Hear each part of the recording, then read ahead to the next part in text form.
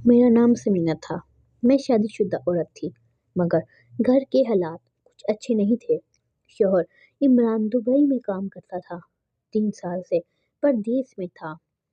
घर में सास-ससुर और एक छोटा देवर फराहन था। सास-ससुर बीमार और ज़ईफ़ थे। दिन भर अपने कमरे में खांसते रहते, मगर फराहन बहुत तेज और समझदार लड़का था। उम्र सिर्फ 19 साल थी, मगर इसने अपनी एक छोटी सी दुकान खोल ली थी, जहां वो सिलाई मशीनें ठीक करता था। इमरान के जाने के बाद मैंने फैसला किया कि घर बैठे कोई काम शुरू करूं ताकि खर्चा में मदद हो। मैंने फैसला किया, मगर सिलाई जानती थी। जहेज में मिली पुरानी मशीन निकाली, सिर्फ की और मोहल्ले में पैगाम भिजवा दिया कि जो औरतें कपड़े सिलवाना चाहें वो मुझसे राब्ता करें। कुछ ही दिनों में मेरा काम चल निकला। औरतें कपड़े देने आती, कुछ लेने आती। घर में रौनक सी लग गई थी। बच्चे तो नहीं नहीं थे, इसलिए यही काम मेरे दिल का सहारा बन गया। कुछ महीनों में इतना काम बढ़ गया कि मैं अकेली सब नहीं कर पाती थी। इसलिए मैंने मोहल्ले की 6 लड़कियां अपनी मदद के लिए रख ली। वो मुझसे सिलाई सीखती और थोड़े बहुत पैसे भी कमाती, मगर इनमें से ज्यादातर नई थी।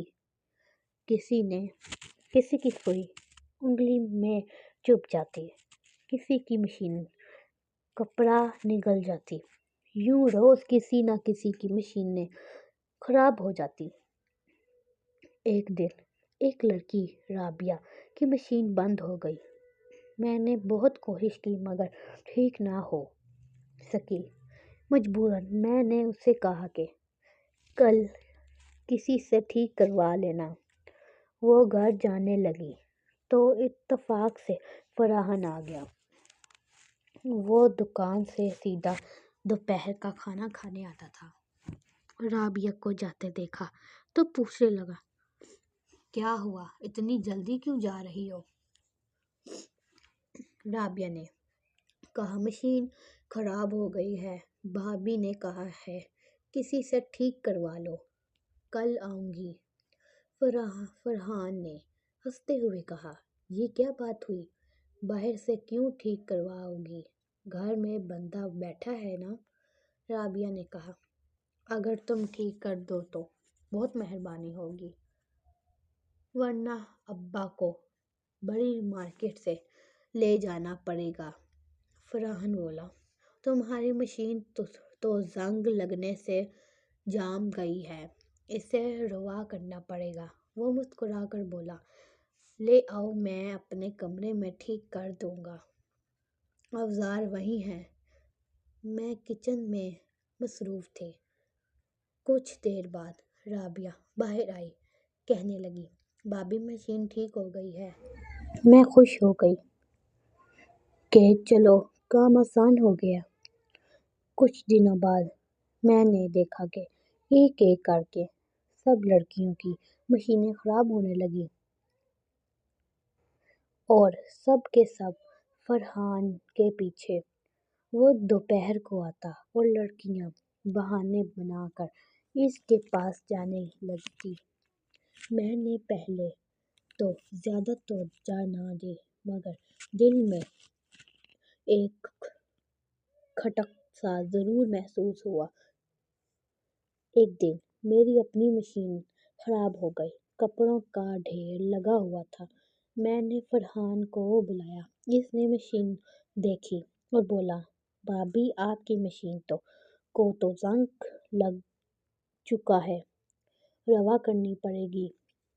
मैं बोला, मुझे तो समझ नहीं, तुम खुद ही कर दो, बस जल्दी करो। फरहान ने कहा, ये यहाँ नहीं ठीक हो गई, मेरे कमरे में ले आओ। میں چونک گئی۔ کمرے میں کیوں؟ وہ بولا۔ میرے سارے اوزار وہی رکھے ہیں، باہر نہیں اٹھا سکتا۔ میں نے ہچکچاتے ہوئے کہا۔